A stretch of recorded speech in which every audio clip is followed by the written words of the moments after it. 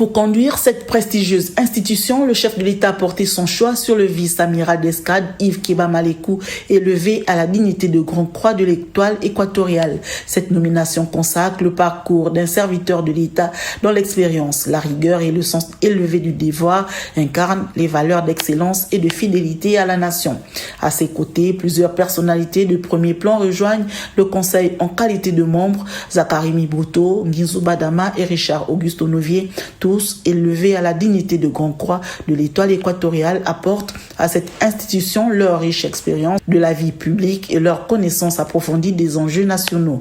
Leur présence témoigne de la volonté du chef de l'État de rassembler les compétences et les parcours au service de l'intérêt supérieur de la nation.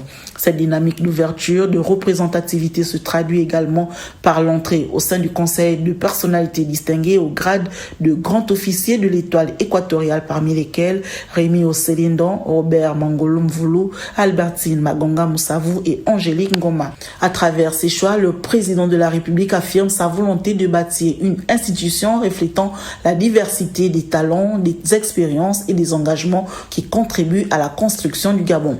D'autres personnalités élevées au grade de grand officier du mérite gabonais rejoignent également cette instance. Parmi elles figurent Joël Ogouma, Christophe Akagamba, Faustin Boukoubi et Denise Mekamne et Didier, dont les parcours exemplaires illustrent le dévouement au service public et la contribution au développement du pays.